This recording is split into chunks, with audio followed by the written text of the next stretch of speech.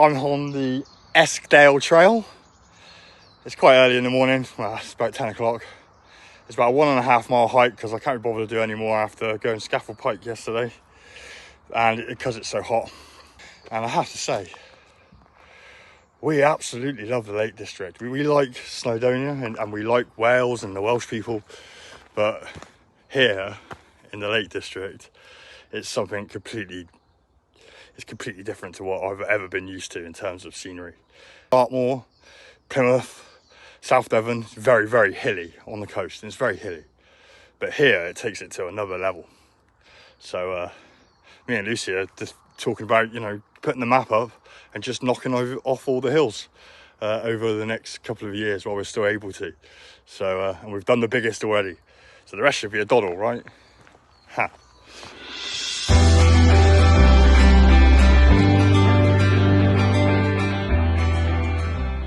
Place I'm at on this Eskdale Trail is I'm headed towards Muncaster Fell, which is a series of hills or peaks that we can see from the campsite that we're staying in, which I must say, Parkgate Farm campsite, and they've won loads of awards. And we didn't know that until we got there. It is simply the best campsite we've ever been to, I think.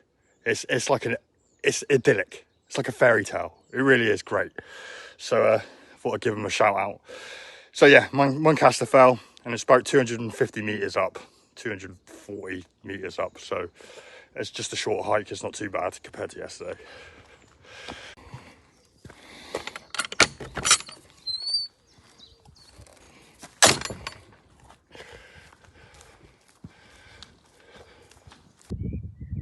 Yeah, you just don't quite see the landscapes like this on Dartmoor. It's not quite as incredible as Dartmoor is. It's just the sheer number of the hills and how steep and prominent they are in this jagged landscape, which is just vast. Yeah, it takes my breath away. That's Hooker's Crag, bagged, like a hobby, isn't it?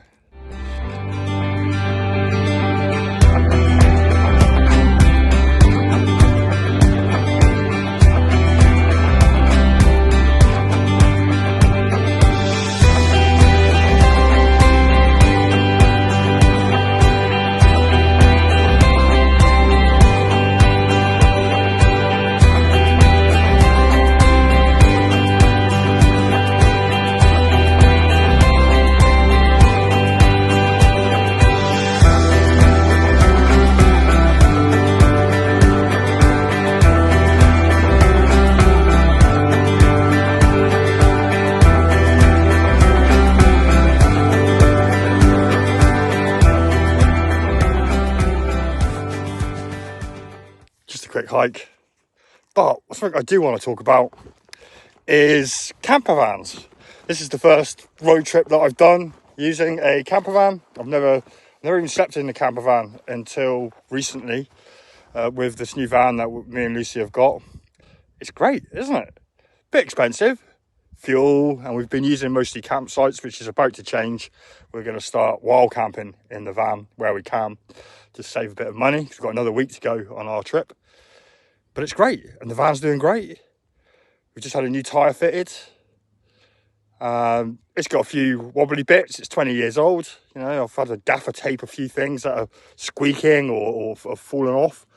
But other than that, it's great. I was quite resistant to Lucy getting a camper van, simply because I'm a tent person, and I've always done trips like this with all my gear on my back. I suffer with back pain because of it. It's nice to be able to go up to, I know this was a short hike, or yesterday, a pretty intensive hike up nearly 1,000 metres, nearly a kilometre up, mad.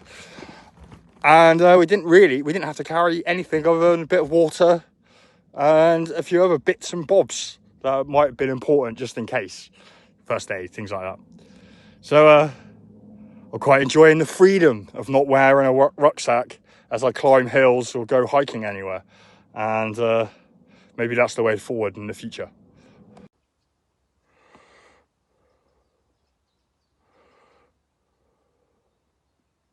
Living in a van is definitely a lifestyle that I could get into.